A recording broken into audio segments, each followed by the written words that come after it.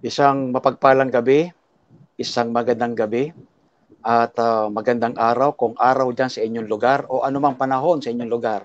Ang programa ng Ang Nasusulat Ministry sa pagpapatuloy ng programa at pangangaral ng Kamenong ay kami po ay patuloy na bumabati sa inyo na isang maligayang araw ng Sabat at magandang gabi sa inyong lahat. Sa buong sanlibutan po sa aming mga kaibigan, na ngayon ay nakatutok sa programang ito at timbong dalangin na ang Panginoon ay sumaatin at sapagkat tayo po ay magtatalakay ng mga mahalagang paksa, mga aral tungkol sa Ebanghelyo ng ating Panginoong Hesus, tayo po ay sama-samang maglingkod sa Kanya sa pagdadala ng mga mabuting pabalita. Nais po naming ipalaala muli sa inyo mga kaibigan at mga kapatid na habang kayo po ay nanonood, ibahagi po nyo ito. I-like po ninyo mga kapatid at inyong i-share at sa YouTube po ay inyo pong i-subscribe. Magiging bahagi po tayo ng mabuting ebanghelyo ni Kristo. Sana po pagpalain ng Diyos itong ministry na ito at patuloy na gamitin sa pagtatapos ng banal na gawain ng ating Panginoon. Sa mga oras na ito ay nais ko pong ipakilala ang programa ng Ang Nasusulat, Kamenong's Legacy Ministry. Ang layunin po nito, kagaya po ng aming laging sinasabi sa inyo, upang itaas ang ating Panginoong Kristo. Itinataas natin siya, siyempre, pinapag-aralan natin ang kanyang mga aral at ang kanyang mga turo na mula sa mga ang nasusulat. Nandun po ang mga salita ng ating Panginoong Kristo sa mga butil ng katotohanan ayon sa dikta ng banal na Espiritu. Kaya kami po ay naniniwala na ang programang ito ay patuloy na tatangkilikin, papatnubayan ng banal na Espiritu, magiging bahagi ng nagtatapos na ebanghelyo.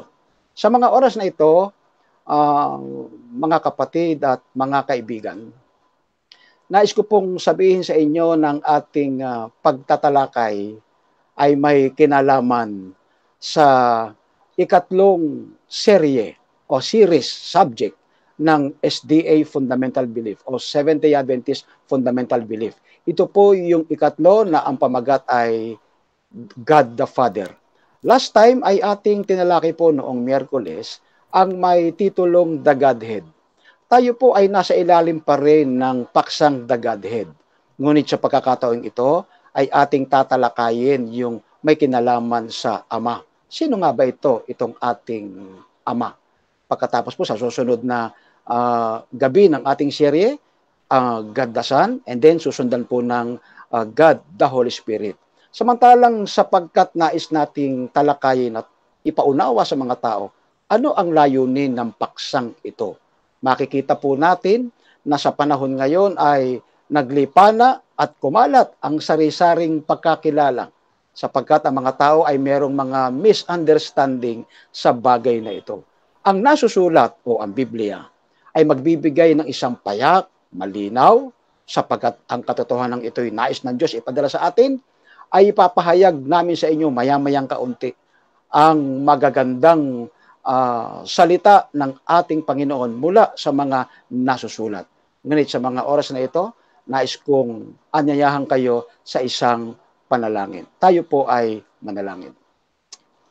Mapagpala naming Diyos, nagpapasalamat po kami na sa mga oras na ito, kami ay nagagalak sapagkat inyo pong niloob muli na magkaroon ng pagkakataong aming maihayag ang mga salita ng katotohanan mula sa mga nasusulat.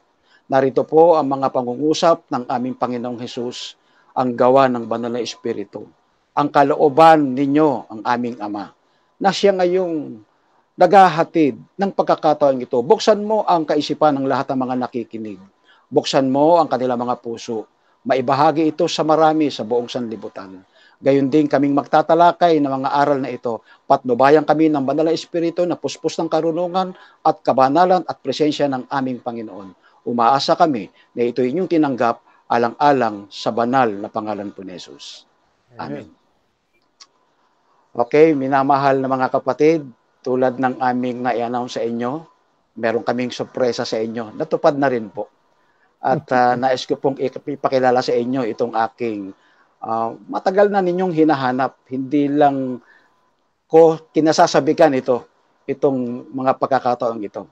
Ang dami ngayong nag-aabang. Kaya doon sa aming mga kaibigan, mga kapatid na matagal na naghihintay, ito na po yung inyong pagkakataon na makakasama po natin itong gustong-gusto ko talagang makasama. Alam po ninyo, iba kasi yung ano 'di ba mga kasama? Iba po kasi mga kapatid at mga kaibigan yung kadais, o wikang Batangas kasi yan, malalim na Tagalog. Kadais, ibig sabihin, personal na katabi.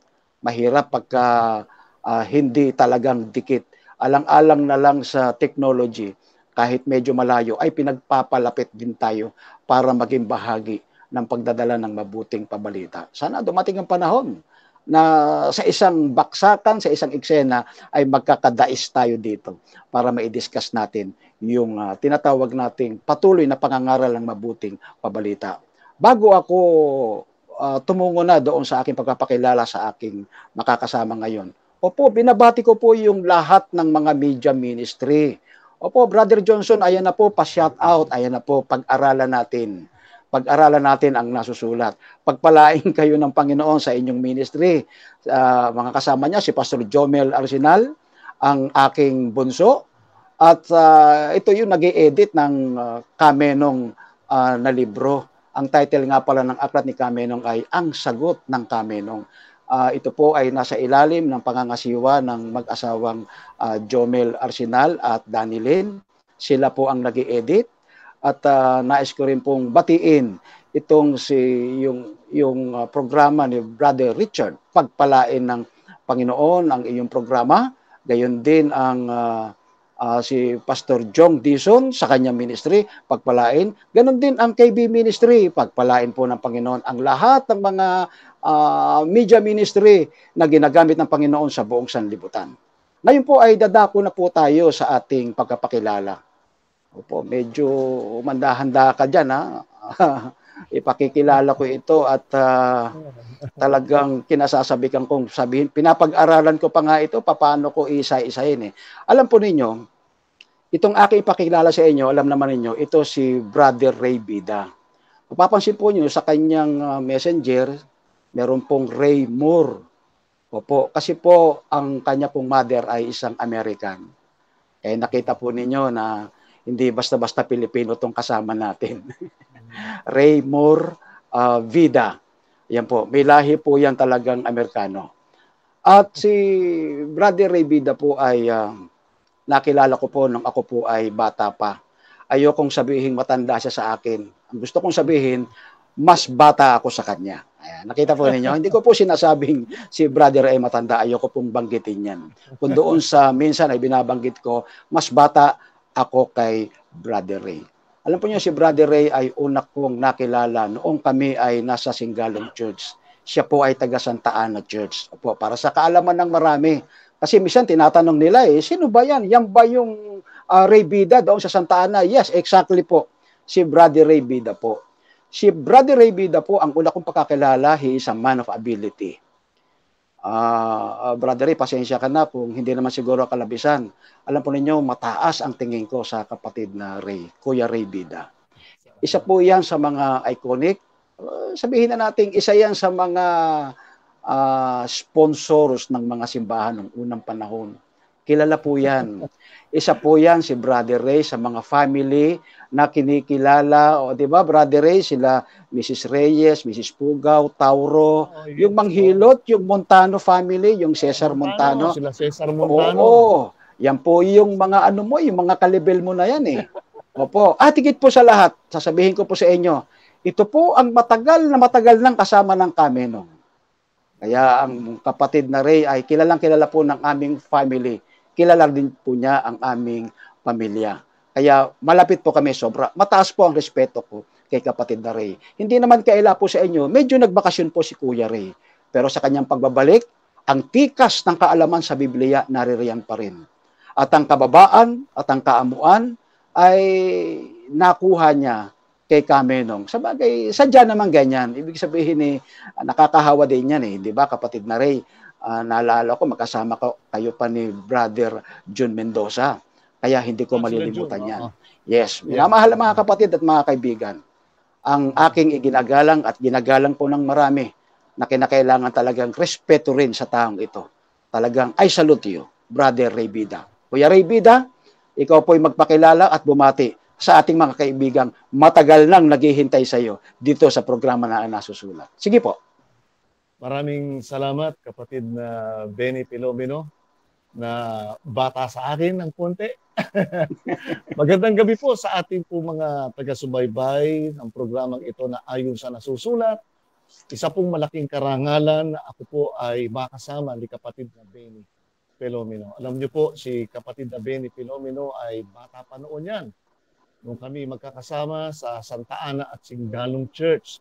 At ang madalas kong kasama ay ang kanyang ama na si Kami nung nabubuhay pa, sa mga debate, sa mga pangangaral.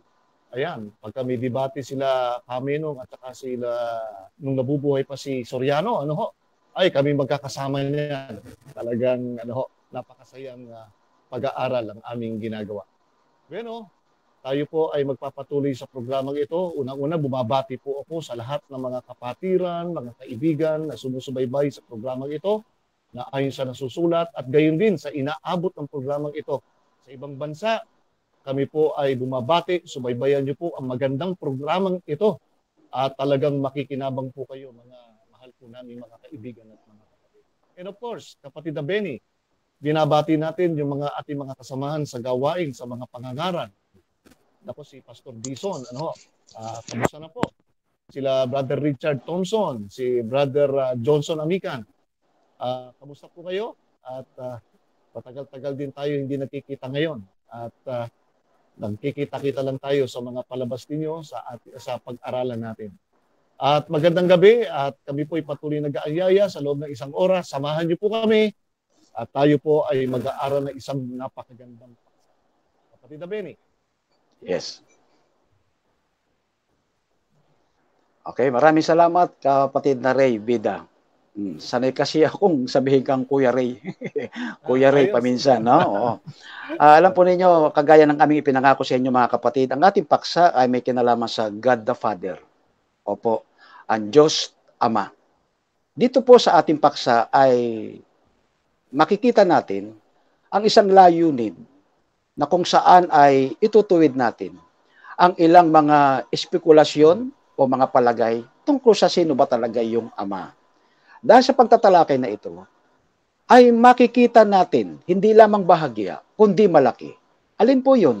Ang isang katotohanan ng usapin tungkol sa the Godhead o yung Trinity o yung doktrina na sinasabing tatlong persona sa isang Diyos, ang Ama, ang Anak at Espiritu Santo. At sa pagkakataong ito sapagkat ating iniaangat, ating bibigyan ng pagdidiin, ang tungkol sa ating Ama na nasa langit. Alam po natin kapag pinag-aralan natin ang salitang Diyos, kapatid na Ray, di ba? Sigurado sa ating kaisipan ay papasok yung mga salitang He is the Creator. Siya yung manlalalang, siya yung ating sustainer, siya yung supreme authority ng lahat ng mga creation o mga nilalang. Correct. Siya din yung sinasabi natin He is just, He is holy, He is merciful, He is gracious. Ang sabi dyan ni mapagbiyaya. Madalas pang binabanggit dyan Oo, yung salitang slow to anger. Talaga napakaganda. Doon pa lang sa slow to anger, ibig sabihin, ipinapakita sa atin, hindi nagagalit. Mapagmahal, tapat na Diyos. Yung kanyang qualities, yung kanyang kapangyarihan, ay na-exhibit. Brother Ray, ito na yon. Na-exhibit ang kanyang kapangyarihan. Yung mga attributes ng Ama ay na-exhibit sa pamamagitan ng buhay ng ating Panginoon. Alam mo, habang pinapag-aralan natin ang tungkol sa Diyos, lalo pala nating nakikita kung sino yung Ama kapag ka si Kristo'y kaakibat ng pagdidiin ng mga bagay na ito. Kaya totoo, no, kapatid na Ray, Christ all in all. Kaya sa mga oras na ito, ayaw ko nang patagalin, kapatid na Ray, itong ating tinatalakay. Ano ba ang iyong nakikitang mahalagang bagay na dapat mapakinggan at makita ng mga nanonood na nag-aaral ng salita ng Diyos tungkol sa God the Father? Sino nga ba ito? Sige po, kapatid na Ray. Yeah, oo. Napakahalagang pag-aralan po natin yan, kapatid na Benny, no? Lalong-lalo na sa mga sumusubaybay sa programang ito. Sapagkat yung pag-aaral natin tungkol sa Diyos Ama ay mayroong mga kanya-kanyang mga idea ang mga tao. Nagkakahati-hati ang tao. Meron kanya-kanyang mga pananaw, meron kanya-kanyang paniniwala. Ngunit ang Biblia ay nagsasalita at nagpapaliwanag tungkol sa sino ba talaga yung Ama, ang sabi no, sa Biblia. Ngayon, merong paniniwala, kapatid na Benny, no, na merong paniniwalang isang samahan na tinatawag natin oneness. Mm. Na pinalalagay nila na yung Ama, yung pa rin ang Kristo na nagkatawan tao. At yung pa rin daw ang Espiritu Santo. Kaya kung tawagin niya ng grupo ay oneness. Ano? Yung Ama, Anak, Espiritu Santo, yun daw yung Ama. Meron din isang pananaw dyan, kapatid na Benny, na pinagtatalunan din, ano? Yung tunis na tinatawag naman. Na yung Trinity. Ama daw, Oo, tunis. Trinity naman, Trinity, no? Na yung Ama, at saka yung Anak lang daw ang magkasama. Pagkatapos, meron namang isang grupo, katulad natin, naniniwala tayo, yung tinatawag natin Trinitarian. Naniniwala tayo na iba talaga yung pagka-persona ng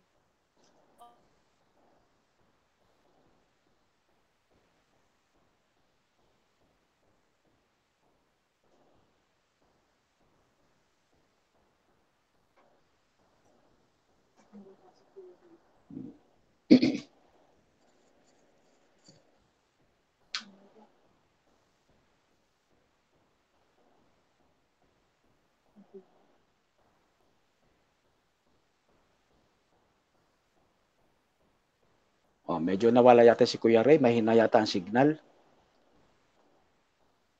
Opo, sige po, habang hinihintay natin. Kuya Ray, nandiyan ka pa ba? Opo. Ganito po, no?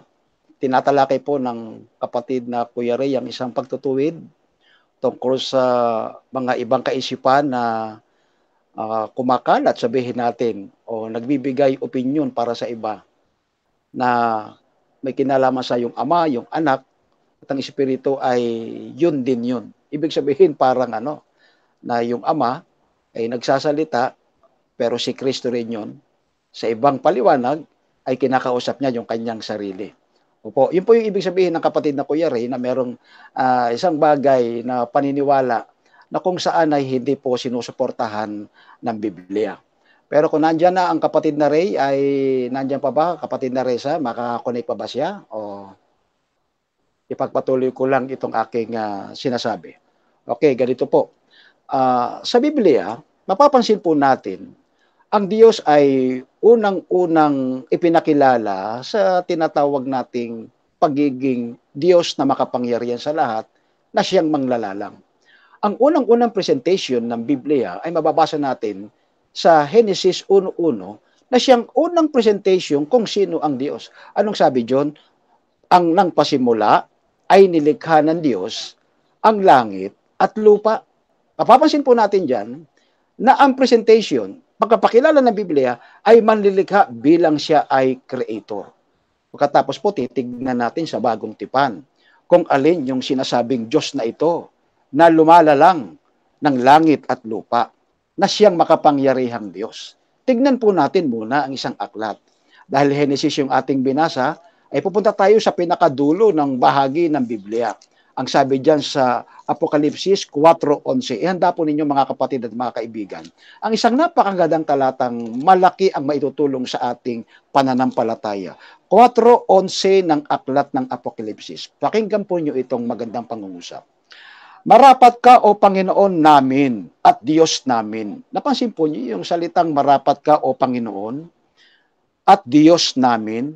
Diyos po ang pagkakabanggit dito. Sino po itong Diyos na ito? Sabi rito, na tumanggap ng kaluwalhatian at ng kapurihan at ng kapangyarihan. Napansin po natin ang salitang ang Diyos na ito na tumanggap ng kapangyarihan at kaluwalhatian at kapurihan. Wala po namang ibang tumanggap ng bagay na ito, kundi walang iba ang ating Panginoon Kristo.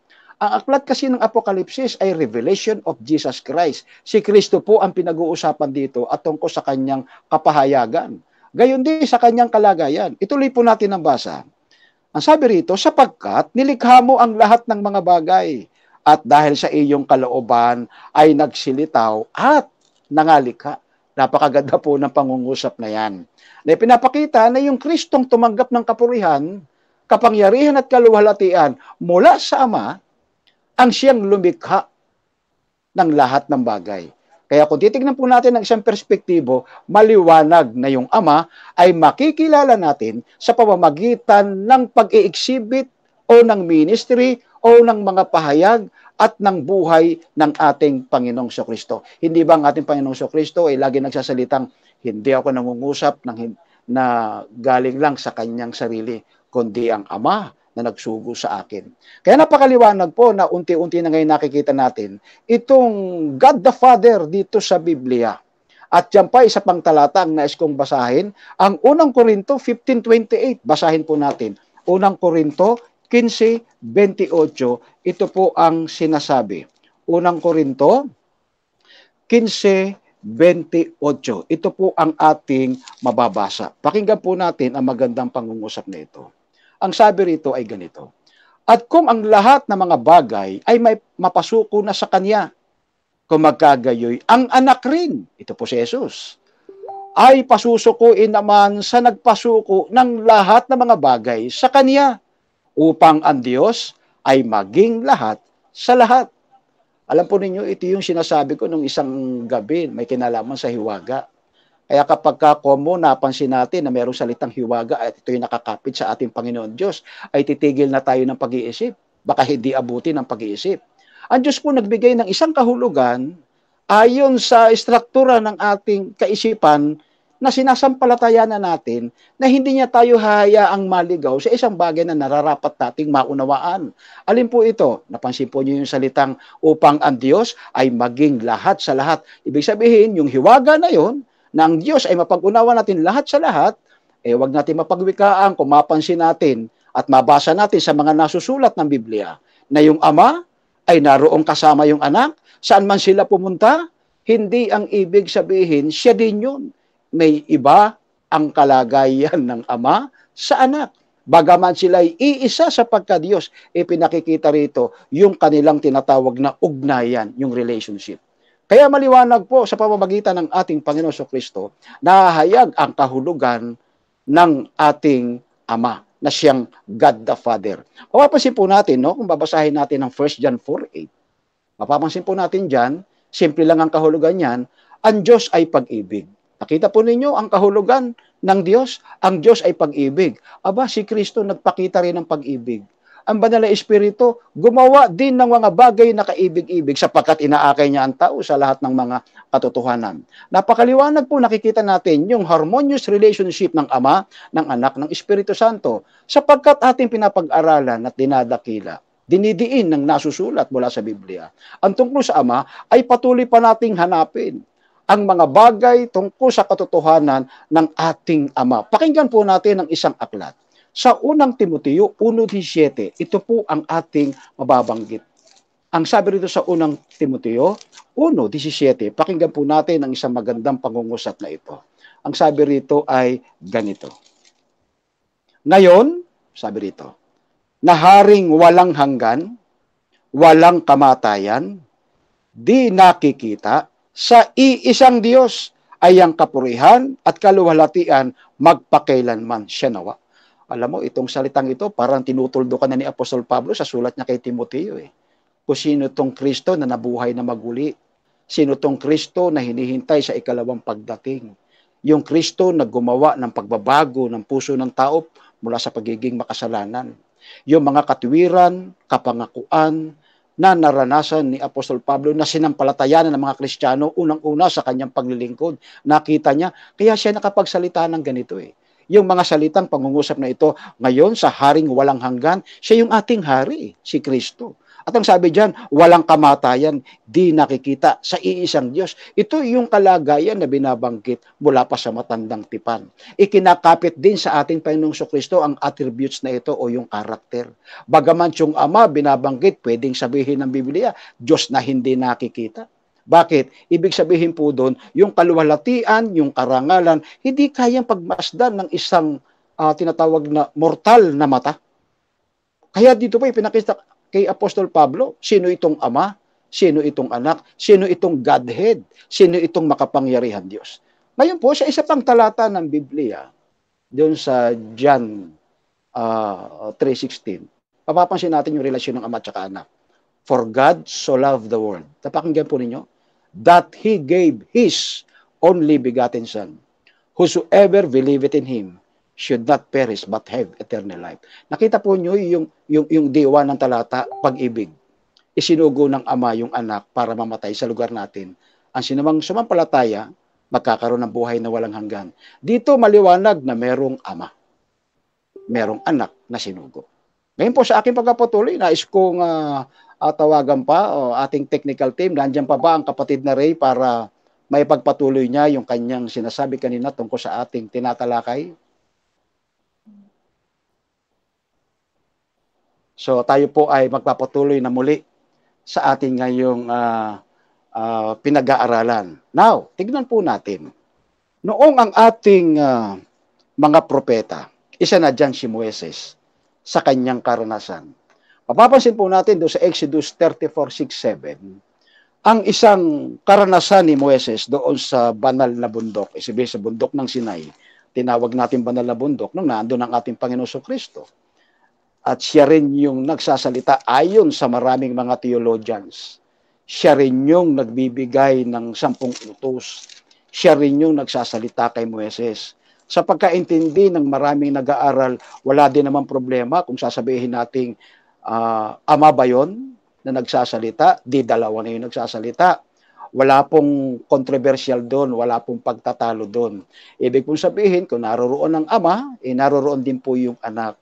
Yung kanilang gawain ay naroroon din. Kaya po, lilinawin po natin yan sa mga susunod na pagkakataon para makita natin ang higit pang mas malinaw na kalagayan kung papaano ang ama at ang anak ay nagkakaroon ng bagamat may iba't ibang gawain, ngunit nagkakaisa sa gawain sa pagliligtas ng tao. Basahin ko po ang 34:6-7 ng aklat ng Exodo. Ito po ang nakalagay. 34:6-7. Nandiyan na ba si Kuya Ray? Okay. O sige, Brother Ray, bago ko basahin ito, naandyan ka na uli at ibibigay ko sa iyo yung nabitin mong mga salita at maaari nagkaroon tayo ng problema sa technical o kung ano man, di ko alam. Paumanhin po sa lahat ng ating mga kapatid. Sige po, kapatid na Ray, at least ay napakinggan mo na rin ang aking pahayag. It's your turn. Yes. Thank you, kapatid na Benny.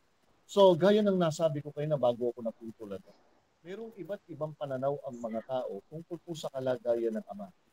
Merong samahan na nabanggit ko na tinatawag nating oneness. Tinatawag nating oneness na naniniwala na yung Ama ay siya pa rin yung anak ng ating Panginoong Jesucristo na nagkatawang tao. At siya pa rin daw yung banal na Espiritu Santo. At meron din pangalawang paniniwala dyan, yung Trinity, na sinasabi natin, kapatid na Benny, na dalawa lang daw yung magkasama sa isang kalagayan Diyos. Yan daw yung Ama at yan daw ang ating Panginoong Jesucristo.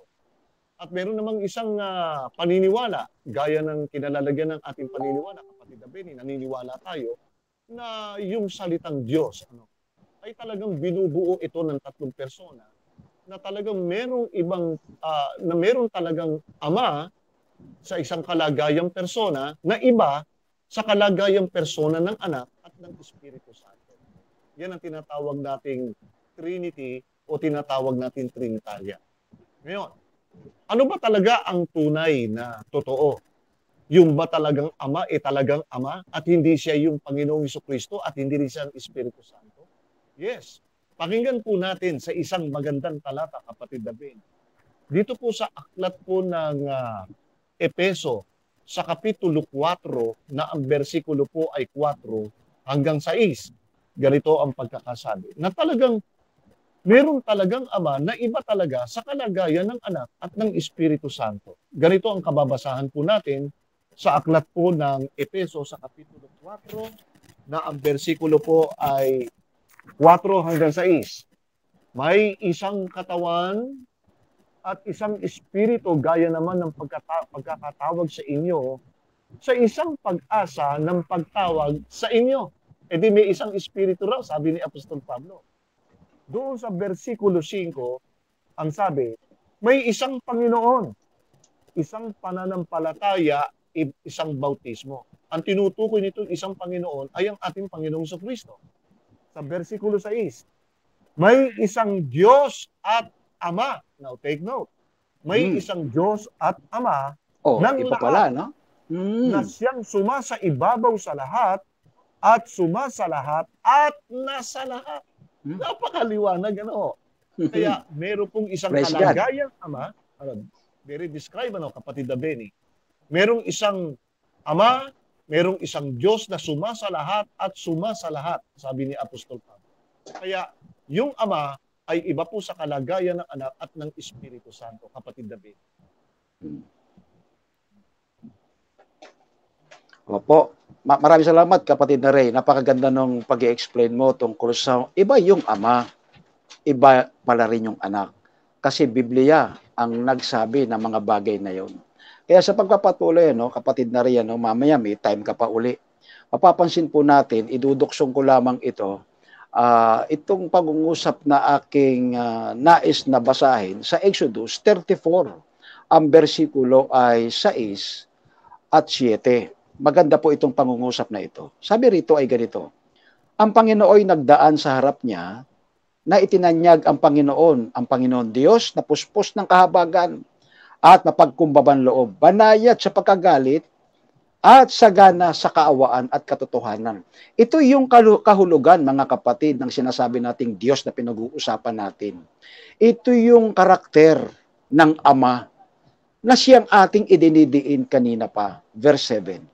Na gumaganti ng kaawaan sa libo-libo na nagpapatawad ng kasamaan at ng pagsalangsang at ng kasalanan at sa anumang paraan ay hindi ariing walang sala ang salarin na dinadalaw ang kasamaan ng mga ama sa mga anak at sa mga anak ng mga anak hanggang sa ikatlo at ika-4 na salin ng lahi.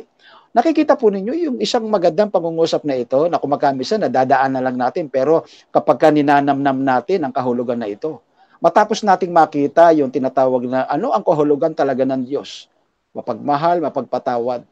Yung sinasabi po diyang pangungusap na dinadalaw ang kasamaan, yung sa wikang English, visiting the iniquity unto the third and fourth generation. Ang ibig sabihin po lamang niyan, kapag yung kasalanan na ginagawa mo ay hindi mo tinitigilan, hanggang sa susunod mong salin ng lahi, gagayahin ka ng mga lahi mo, kaya dapat tuldo ka na. Yun ang ibig sabihin ng sinasabing, ang Diyos ay mapaghiganti. Saan? Doon sa mga gumagawa ng masama na hindi nagsisisi. Na kung saan ang pangalan ng Diyos ay nalalapastangan. Samantalang inaangat ng mga talatang ito o ng mga pangungusap na ito, ang tungkol sa ating Panginoon Diyos hanggang sa panahon ng bagong tipan, nagkakaroon ng isang kaisipan, kapatid na Ray, itong mga alagad. Di ba, tinanong, Panginoon, ano po ba ang itsura ng Ama? 'Di ba yung palasak na talata sa 14:9 ng Juan, sabi niya kay Felipe, gusto mong makita yung Ama? Ang nakakita sa akin ay nakakita sa Ama. Kasi po yung lahat ng gawain ni Kristo bilang nagpapatawad, mahabagin, makapangyarihan, so yung kabanalan, yung katuwiran nasa kanya. Yun yung Ama. Kagaya ng sinabi natin kanina, ipapakilala natin ang ating Amang nasa langit. Walang iba kundi si Kristo, ang ahensya ng lahat ng kaalaman at ng karunungan ng Ama at ng buong kadyusan. Kapatid na Ray, nais kong magduktong ka pa sa mga bahaging ito. Sige po. Napakaganda ng pagkakapaliwanag po. Ibig sabihin, yung karakter na nakikita sa ating Panginoon Kristo, yun ang karakter ng Ama. Yes. Kaya, karakter ni Kristo at ang karakter ng Ama ay hindi magkaiba.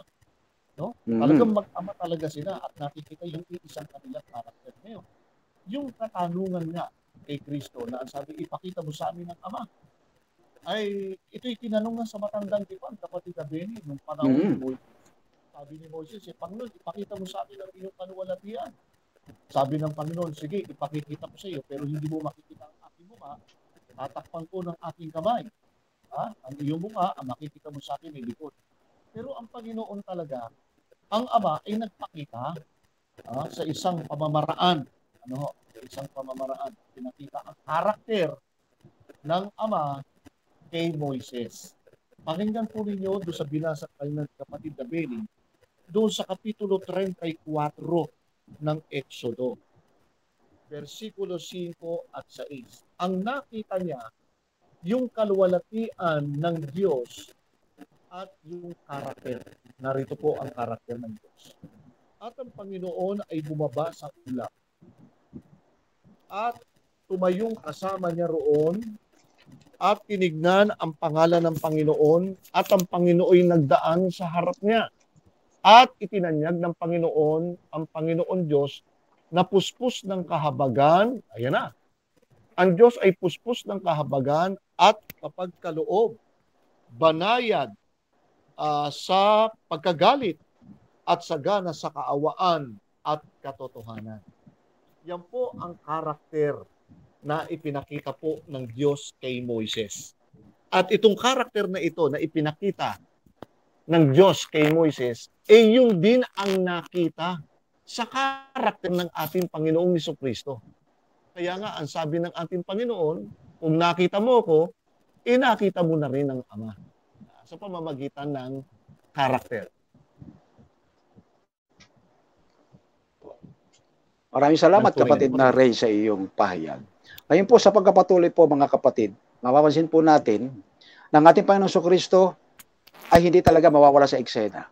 Kasi kung ang ating paksa, tinatanong ng iba, akala ko ba pag-uusapan natin ang tungkol lang sa Ama o God the Father, wala po tayo magagawa as far as ang salita ng ating Panginoon, Christ all in all. Sa bagay na ito, lalong nalasap ang isang katotohanang naghahayag na yung kadakilaan ng Ama makikita sa pahayag ng ating Panginoong Hesus. Now, tignan po natin, kapatid na Ray, tignan natin. Meron bang mga specific o mga particular? Tignan natin yung aklat ni Daniel. Mamaya sundan mo ito, kapatid na Ray, ha? Kasi itong aklat ni Daniel, minsan controversial ito sa iba, pero sa atin hindi. Kasi liso, ibig sabihin, master ng Seventh-day Adventist Church study, itong aklat ni Daniel. As far as the prophecy is concerned regarding sa chapter 7 ng Daniel, ipinapakita po rito yung paggawa ng Diyos, ng paghatol ng Diyos sa sanlibutan. Dito kapatid na Ray, kitang-kita rito yung ika-4 na hayop na siyang ika-4 na kahariang mamamayagpag at mag-ahari sa lupang ito, na may kinalaman sa pangrelihiyon at pangpolitika, na nagsalita ng mga bagay na laban sa Diyos. Ang wika ng Biblia, hahatulan ito ng Diyos. Sinabi rin ng Diyos na hahatulan ito.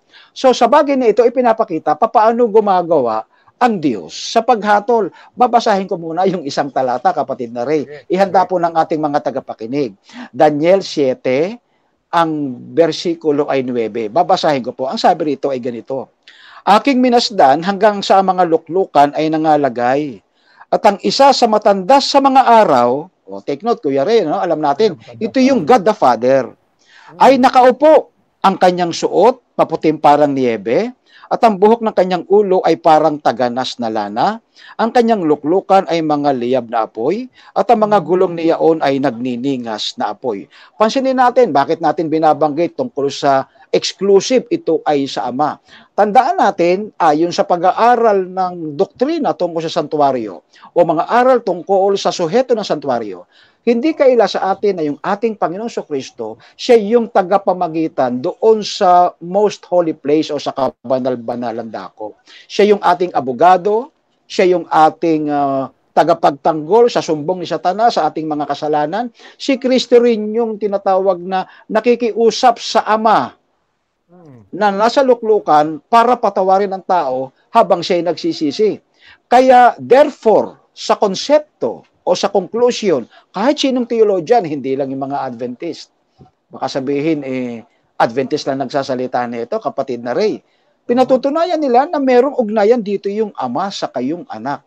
Bakit? Si Kristo yung namamagitan, siyempre ito'y uri ng paghatol. Ang nakaupo sa luklukan, ito yung nakaupo na ang kanyang buhok ay parang niebe. Ibig sabihin, mapuputing parang niebe ang kanyang buhok.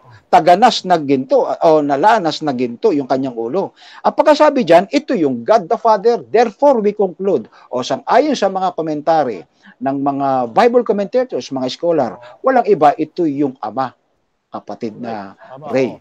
Kaya sa pagpapatuloy, makikita natin dito, merong ugnayan yung Ama sa kayong anak. Duksong mo, kapatid na Ray, alam ko, master mo itong bahaging ito para maipakita natin dito yung ating anak, samantalang yung ama ay nasa luklukan na nagpipresent ng kanyang kapangyarihan sa paghatol.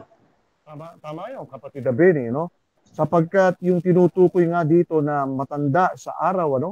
At ang kanyang katangian, ang kanyang kasuutan na ipinakita, na yan wala talagang paltos, walang pagkakamali, na ang tinutukoy talaga dyan, yan ang ating ama. Ano?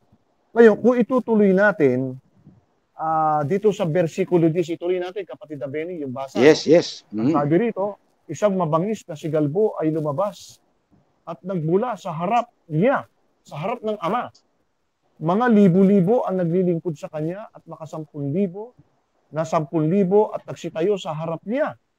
At ang kahatulan ay nalagda at ang mga aklat ay nabuksan. Versikulo 11, ako'y tumingin ng oras na iyon dahil sa tinig ng mga dakilang salita na sinalita ng sungay. Ako'y tumingin hanggang sa ang hayop ay napatay at ang kanyang katawan ay nagiba at siya'y naibigay upang sunugin sa apoy. Kaya makikita po natin, do sa harapan mismo ng matanda sa araw, ito nga ang ama, ay ang kahatulan ay nalalagda sa kanyang harapan, kapatid na Benny. Yes. Ang namamagitan nga, gaya ng sinabi mo, ang namamagitan sa kahatulan, walang iba kundi ang ating Panginoong Jesucristo, sapagkat ang ating Panginoong Jesucristo ang siyang tagapamagitan sa Diyos, sa Ama, at sa ating mga tao. Yun po, kapatid na Benny. Yes. Maganda, kapatid na Ray, kasi naiuugnay natin. Kaya kung itutuloy natin ang basa, no, maganda itong salita natin, mas maliwanag sa ating tagapakinig. Doon sa versikulo 13 at 14, babasahin ko, kapatid na Ray, 7, 13, and 14, para makita natin ang ugnayan ng ama sa kanang anak, habang sila ay nasa proseso ng paghatol. Ito yung tinatawag na investigative judgment, o yung sa isang salitang pre-investigative, pre-millennial. Ibig sabihin, naniniwala tayo, kapatid na Ray, sa pagdating ng ating Panginoon Jesucristo sa ikalawa, yung tinatawag nating final redemption, dadalhin niya ang mga banal doon sa langit at pagkatapos magbabakasyon ng 1,000 taon, di ba, kapatid na Ray? At pagkatapos ay muling bababa rito. Ang tawag na isinasagawang paghahatol bago dumating yan ay pre-millennial o investigative judgment. Tignan natin ang isang talata para higit pa nating malinawan, 7, 13, and 14 ng aklat ng Daniel. Ito po ang ating mababasa. Pakinggan po ninyo. Ako'y nakakita sa pangitain sa gabi. At narito lumabas na kasama ng mga alapaap sa langit ang isang gaya ng anak ng tao. Ito yung ating Panginoon Jesucristo, kapatid na Ray. At siya'y naparoon sa matanda sa mga araw at inilapit nila siya sa harap niya. Napansin po ninyo yung matanda sa araw sa kayong anak ng tao. Meron silang ugnayan. Alam po ninyo, ito, kapatid na Ray, isang serye pa rin ito na napakagandang pag-usapan sa Bible prophecy. So dito ay pinakikita na meron silang ugnayan sa isang bagay na usaping napakahalaga na may kinalaman sa paghatol ng tao o yung investigative judgment. Ituloy po natin ang basa. At binigyan siya ng kapangyarihan at kaluwalhatian at isang kaharian upang lahat ng mga bayan, bansa at mga wika ay mga glingkod sa kanya. Ang kanyang kapangyarihan ay walang hanggang kapangyarihan na hindi lilipas at ang kanyang kaharian ay hindi magigiba. Napansin po nyo yung binasa natin kanina sa Apokalipsis 4:11 na sinasabi po doon na tumanggap ng kapangyarihan, karangalan at katwiran, walang ibang ating Panginoon Jesucristo na ang tawag sa kanya ay Diyos.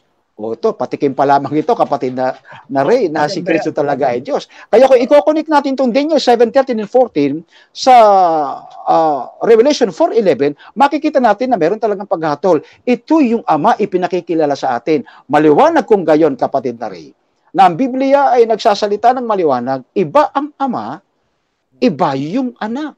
Hindi mo pwedeng siya din yun. Bakit? Masisira yung gawain at plano ng kaligtasan. Hindi nga maaari, kapatid na Ray. Opo, kapatid na Ray, mayroon ko pang isususog sa ating pinag-uusapan. Ilang minuto na lang ba ang natitira? Okay. Sususugan natin to, kapatid na Benny. No? Napakaganda nung binasa mo. No? Kaya makikita natin yung yung mic mo, Brother Ray, tabi mo sa bibig mo para lalo mas malinaw. Oo. Makikita natin yung dalawang persona, no?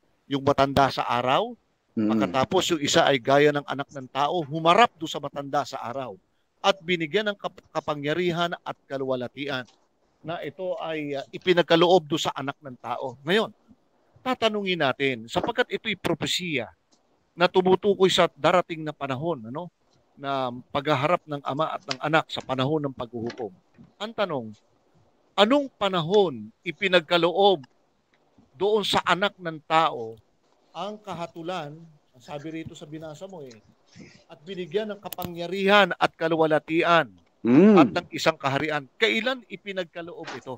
Yung tinatawag na kapangyarihan at kaluwalhatian. Iduduktong natin yan, kapatid na Benny, doon sa aklat ng Mateo. Nung si Kristo'y mabuhay na mag-uli sa mga patay, nang maganap niya na ang kanyang gawain dito sa ibabaw ng lupa. Doon sa Kapitulo 28, versikulo 18, ang wika ng ating Panginoon Kristo'y ganito ang pagkakasabi niya. Dito natupad yung pinakita kay Daniel. Sa Kapitulo 28, versikulo 18, at lumapit si Jesus sa kanila. At sila'y kanyang kinausap at sinasabi, ang lahat ng kapamahalaan, ayan na, sa langit at sa ibabaw ng lupa ay naibigay na sa akin. Ayan. Ito yung pinakita kay Propeta Daniel. Yung anak ng tao na dinala do sa matanda sa araw at binigyan ng kapangyarihan at kaluwalhatian, ito yung ating Panginoong Hesukristo. At ito'y natupad yung pagtanggap do sa anak ng tao ng kapangyarihan at kaluwalhatian nung mabuhay na ang ating Panginoong Kristo mula sa mga patay. Kaya ang sabi ni Kristo, siya'y lumapit sa kanyang mga alagad, kanyang kinausap at sinabi, lahat ng kapamahalaan sa langit at sa ibabaw ng lupa ay naibigay na sa akin.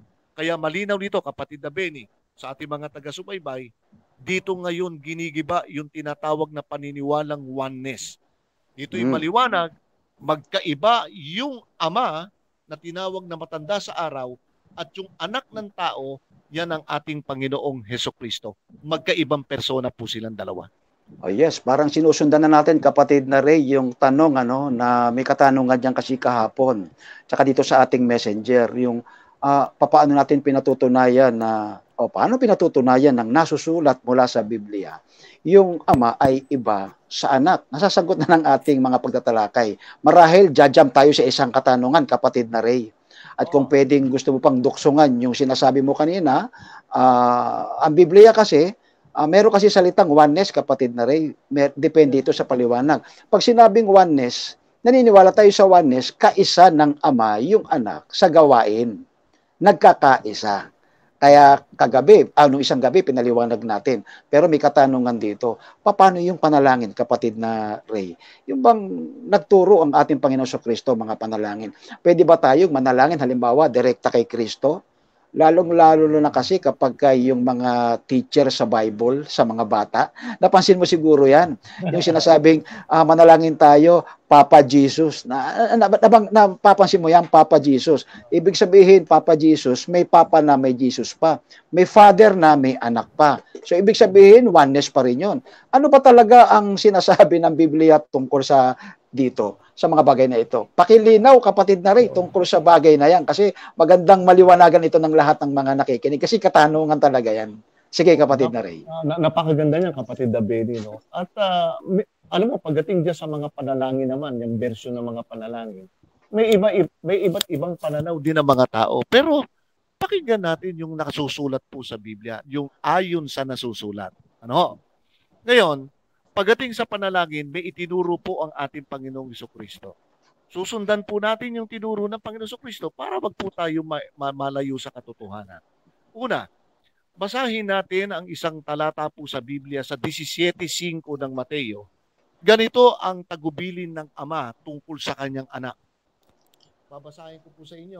Mateo sa Kapitulo 15 o 17, versikulo 5. Ganito po ang pagkakasabi. Napakaganda nito, kapatid na Benny. Sige po. Sabi, basahin natin. Samantalang nagsasalita pa siya, narito, isang maningning na alapaap ay lumimlim sa kanila at narito, ang isang tinig na mula sa alapaap na nagsasabi, ito ang sinisinta kong anak na siyang kong kinalulugdan. Siya ang inyong pakinggan. Ayan. Maliwanag Pamahatuin, na. Hmm. sapagkat pinag-uusapan natin yung paraan ng pananalangin. Ano ba itinuro ni Kristo sa pananalangin? Ang sabi ng Ama, si Kristo, yung kanyang sinisintang anak na kanyang kinalulugdan, siya ang ating pakikinggan ngayon. Ngayon, ano ang itinuro ngayon ng Panginoong Jesucristo sa paraan ng pananalangin, sa tamang pamamaraan, para ang tao ay makarating sa Diyos at dinggin ng Diyos ang ating mga panalangin.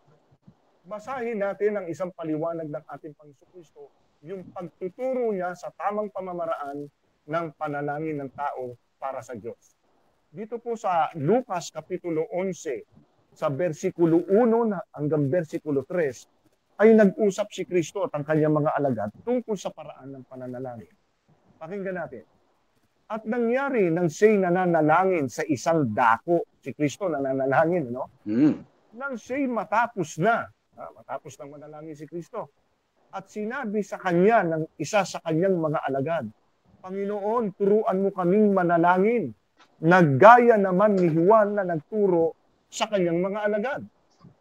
At sinabi niya sa kanila, sinabi ni Kristo sa kanyang mga alagad, pagka kayo'y magsisipanalangin, inyong sabihin, Ama, sambahin nawa ang iyong pangalan, dumating nawa ang kaharian mo. Yan po, nagturo ang ating Panginoong Jesucristo, kapatid na Benny, sa tamang pamamaraan ng panalangin. Ang sabi ni Kristo, kung kayo mananalangin, kanino tayo tinuturo ni Kristo? Doon sa kanyang Ama. Kung kayo mananalangin, ganito sasabihin nyo, Ama namin nasa langit ka. Ayun. May Ama talaga eh. Kaya lalapit tayo sa Ama. Ia-address po natin ang ating panalangin sa ating Ama. Hindi po yung sa Papa Jesus. Wala pong Papa Jesus na itinuro po sa Biblia. Ngayon, kapatid na baby, duduktuhan ko pa, no? Pagkatapos sa ating mga panalangin, may idinagdag pa si Kristo eh. Ganito sabi niya. Sa versikulo 14 na ang versikulo 13 hanggang 15. At ang anumang inyong hingin sa aking pangalan ay yaon ang aking gagawin upang ang Ama ay lumuwalhati sa anak. Kung kayo magsisihingi ng anuman sa pangalan ko, ay yaon ang aking gagawin. Kung ako'y inyong iniibig, ay tutuparin ninyo ang aking mga utos. Kaya ang sabi ng ating Panginoon, kung kayo mananalangin, i-address nyo sa Ama at kayo ay humiling sa aking pangalan. Sabi ng ating Panginoon. Kaya tayo kung manalangin, kapatid na Benny, lumalapit muna tayo sa Ama at pagkatapos tayo humihiling, pagkatapos natin hilingin lahat sa Ama, hinihiling natin lahat ito sa pangalan ng ating Panginoon. So, ibig sabihin, dapat organize yung paglapit sa Panginoon. Nakita natin, kapatid na Ray, no?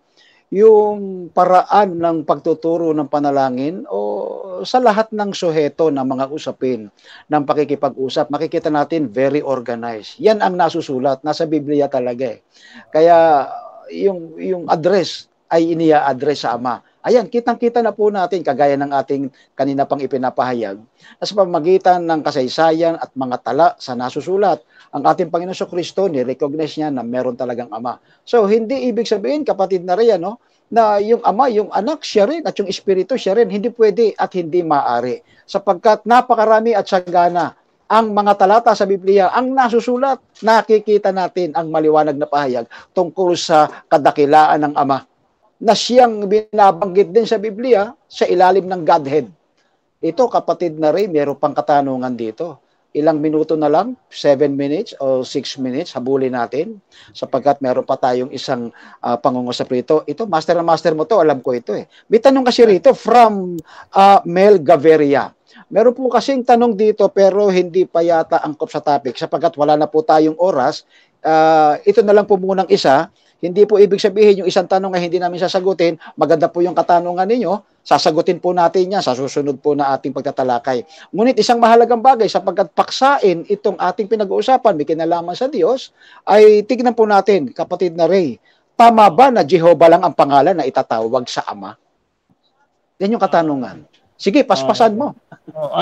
Hindi po, wala pong ganung itinuro. Ano, ito yung very controversial yung tanong na yan, kapatid na Benny, no? Pasintabi lang po sa mga saksi ni Jehovah. Alam po ninyo, yung pangalang Jehovah, yan po ay lumitaw lamang noong 14th century. Lumitaw lamang yan noong 14th century at ang nag-invento niyan ay isang paring Katoliko. Ano ho? Ngayon, kung pag-uusapan po natin tungkol sa pangalan o pag-address sa pagtawag sa pangalan ng Diyos, itinuro na ho ng ating Panginoon Kristo, nasusulat na po kung kanino po natin i-address at anong pangalan ang gagamitin po natin. Ang pangalan pong ibinigay, kapatid na Benny, na walang kahirap-hirap, ano, ang ipinantawag po sa pangalan po ng Diyos Ama, kapatid na Benny, tinawag po ng ating Panginoon Kristo na Ama, yung Diyos Ama mismo. Ama po ang pinantawag po ng ating Panginoon Kristo at hindi po Jehovah. Sapagkat ang Jehovah po, ayon po sa patotoo rin ng mga saksi ni Jehovah sa Watchtower, na yung pangalang Jehovah ay hindi po kilala ng mga sinaunang Hudyo at mga sinaunang Kristiyano. Sapagkat ang pangalang Jehovah ay lumitaw lamang noong 14th century. Kaya para wag po tayo mailigaw, gamitin na po natin yung ayon sa nasusulat po sa Biblia. Kung tayo po ay tatawag sa Diyos, yung pinantawag na po ng ating Panginoong Kristo, walang iba kundi sa pangalan po ng Ama. Sa makatuwid, kapatid na Ray, tama ang nasa kasaysayan na yung salita pa lang Jehovah ay artificial name. Tama ba? Ibig sabihin ito ay imbento sa wikang English sapagkat ang original na salin ng Hebrew ay wala silang vowels o wala silang A, E, I, O, U. Kasi ang original na tawag dyan ay YHWH. Kung bibigkasin ay alanganin, Yahweh, Yowa. Mga salitang ganon, hindi tayo Hebrew, pero ayon sa kasaysayan, nakakaintindihan po tayo. Kaya ito ay nilagyan ng tinatawag na vowel dahil puro consonant yung YHWH para mabigkas ng ayon sa bigkas ng dila, nilagyan ng vowel kaya Jehovah, Yehovah. Something ganyan. Kaya ito po ay artificial name. Hindi tayo isang para bagang dumarating sa punto na kapag ka hindi mo binanggit na Jehovah, hindi ka maliligtas kasi yun lamang ang pangalan. Opo, kaya sa pagpapatuloy, kapatid na Ray, di ba, mababasa natin, no? Itala lang po ng ating mga kapatid, mga kaibigan. Alam kong gustong basahin din dito, kapatid na Ray, yung Isaiah 48:12, verse 13 tsaka 16. O di ba ang sabi doon, ako ang nagladlad ng langit at lupa. O ang tanong, sino yan? Di ba si Jehovah yan? Opo, kasi siya yung manlalalang. Pagkatapos sa 16 at sinabi ron, ngunit ako ngayon ay sinugo ng Diyos at ng kanyang espiritu. O sino yan? O hindi ba yan si Jesus?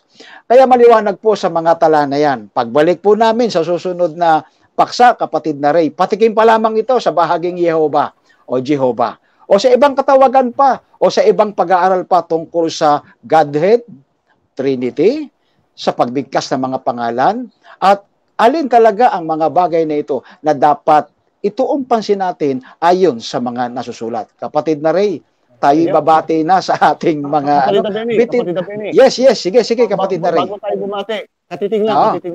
Yes, sige. Po sa susunod, na si Jehovah ay siya pong si Kristo. Yan, akong ganda niya. Patutunayan po natin yan. Si Kristo po yan, si Jehovah. Yan, gandang challenge yan. Opo. Pero sapagkat wala na tayong oras, kasamang Ray, ang dami ditong nakasulat sa ating mga kapatid. Babatiin ko na muna ito, kapatid na na Ray.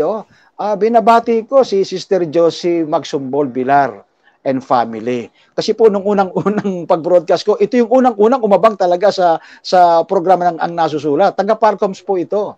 Opo. Si Kirby de la Cruz, si Bunso and family. Si Joyce de la Cruz, opo, pagpalain ng Panginoon. Si Gabriel Eron, Guilford Ibrick, opo, ito pala yung anak ni Bonso, Sister Neneng. Si Grant Caleb, opo. Yung aking anak, naku po nanonood, si Domsel Filomeno at ang kanyang mahal na asawa, si Tony, at ang kanyang mama at papa, na si Kumaring Tess at si Paring Ramon, tsaka doon si Ardo, yung kanilang anak.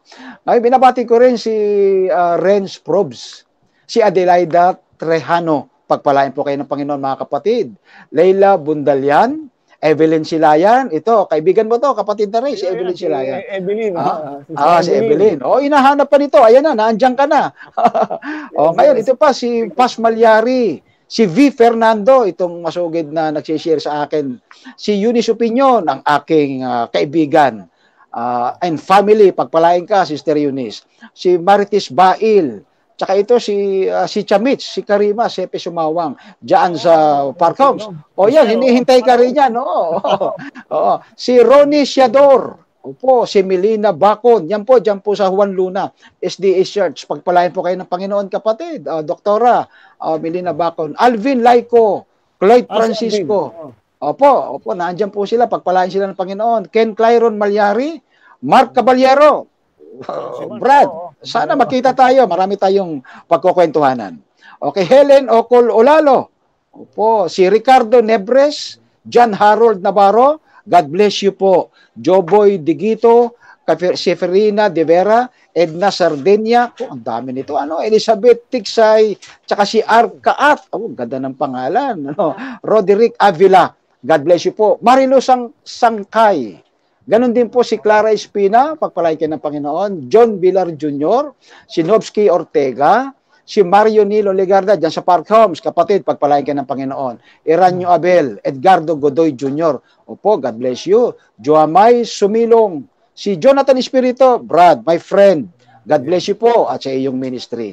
Ganon din po si Limuel Fernando, ito po lagi natin binabati. Pagpalain ka, kapatid na Limuel Fernando. Navilin Aquino, si Alski Escarcha, pagpalain kayo. Si JB Evangelista, James, may apo, God bless you ha, pagpalain ka. Mirasol Godoy, tsaka si Jeffrey Arsenal. Kapilyido yan ni Pastor Jomel ha. Si G. Ramirez, God bless you po, kilala ko po ito. Si Dino Gervel, Helen Sanchez, Dina Cabalde, dyan sa Canada, God bless you, Sister Dina. Sana magkakwentuhan naman tayo. Si Krambal, si Mel Gaviria, si John Zion Sul, Dan Alcarpio, Edna Sigal, Jeremiah Rapacon, God bless you po. Nora Baldimoro, ang ating mahal na kaibigan. Rob Somoso, itong kaibigan natin, Brother Ray, dyan sa Bulacan. Si Sara La Chica, at si Ate Irma Lorenzo, pagpalay po kayo ng Panginoon. Alfred Ducusin, ako yung kaibigan mo. Alfred. Batiin mo. Brother Alfred. Teka muna, narinig mo, Brother Alfred. Kamusta ka na? Namimiss ka na namin ni Brother Benny. Pero pa rito, si Dave Alvarez, Emilio Aguilar, JB Kapinig. At hindi natin kalilimutan si Mr. and Mrs. Shirley Emil Santos dyan sa Australia. Ako, napakabuting mga kapatid dito. Matulungin ito. Sumusuporta ito sa atin, kapatid na rin. May Toblerone pa siya dito. Gusto mo paghatian natin kasi laki ng poste. Ang ganda. Ayaw ni Sister Reza Kasi daw, bawal daw sa kanya. Nandito lang sa freezer. Makikita pa tayo. So, ayan po yung ating mga kapatid. Ay pagpalain po kayo ng Panginoon. Kapatid na Ray. Brother Benny. Yes, sige. May babanggitin na ako, no? Nais kong batiin sila Sister Mirasol Godoy, si Brother Gary Godoy, si Brother Glenn Villegas, Brother Rick de los Reyes, at iba pang mga taga-subaybay pa ho natin dyan. Hindi ko na mabanggit ang mga pangalan sa dami. Nakakamiss, napakarami. Binabati po namin kayong lahat. Sana'y huwag kayong magsawa. Subaybayan niyo po ang napakagandang programang ito. Binabati ko rin, kapatid na Ray, si Pastor Ronnie Barnedo. Pastor, binabati kita. Lagi ko itong kausap. At minsan makakasama natin to, kapatid na Ray. Maganda. Maganda. Kasi madalas kami nagkukwentuhan ito tungkol sa Biblia. Isishare ko sa iyo, malaki ang contribution. Yes. Pagpalain ka, Pastor Ronnie, bagamat malayo dyan sa Nevada, USA. Ganon din si Pastor Erwin Fares. Kasama niya si Brother Edwin Lachica. Meron din silang live, yung ang Kristiyanong okay. Okay talaga. So, God bless you. Yan, binati ko na po kayo. Iyahabol ko to, kapatid na rin, si Dan Alcarpio, Efren Puentes, Baby Torrente, Alvin Martin. Opo, yung aking kaibigan, Bongski Ikvan, si Barbs Bonski, Crooks. Si Crooks, ito, nasa Park Homes. Bago pa lang ito, pero patuloy nagbabasa at nag-aaral ng Biblia. Si Mac Tibor, tsaka si Luisa Ligan. Pagpalain. Yung iba pong hindi namin nabanggit, sa susunod pong programa, babanggitin po namin kayo. Yes, special, gusto kong pasalamatan si Doktora, yung iyong manugang. Malaki na itulong sa akin. Ay, talagang malaki na itulong. Maraming salamat, ha? Opo. At pagpalain ng Panginoon kayo. So, ngayon po, salamat sa lahat ng ating tagapakinig. Salamat sa ating technical team na nagsasakripisyo.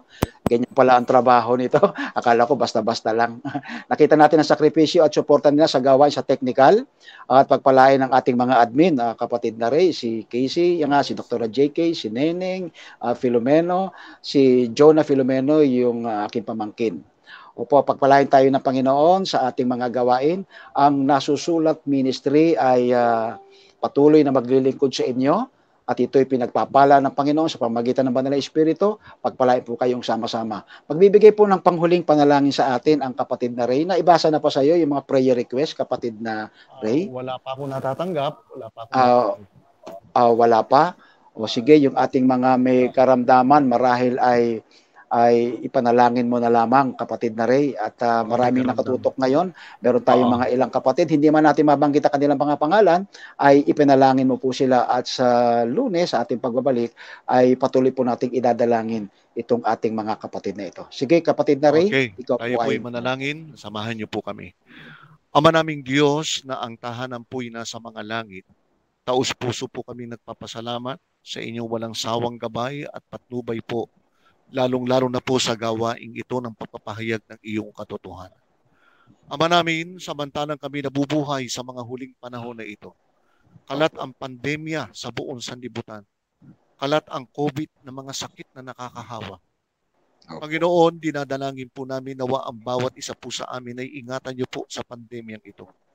Ilayo niyo po kami sa karamdaman.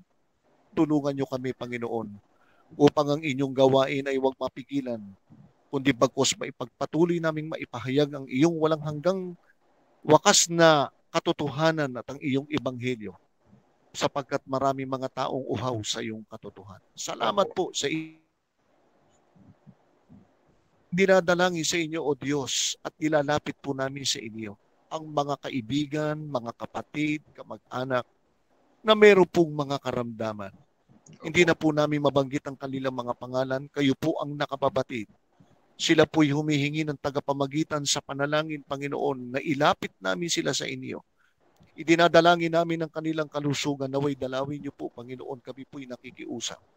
Tulungan nawa ang mga gamot na kanilang ginagamit na makatulong na malaki sa maagap na kanilang paggaling sa kanilang mga karamdaman. Naway tulungan sila, Panginoon, aliwin nawa ng Banal na Espiritu Santo, bigyan ng pag-asa, at higit sa lahat sa matibay na pananampalataya. Sa pansamantalang paghihiwalay namin ngayong gabi, O Diyos, idinadalangin namin ang inyong patuloy na patnubay po sa amin, lalo na po sa bahagi namin ni Brother Ben. Pagbigyan niyo nawa kami ng kalusugan, Panginoon, sa programang ito na umaalalay at tumutulong upang masain papawid ang programang ito. Salamat po, Panginoon, sa inyong dakilang kaloob, sa inyong dakilang pagpapala.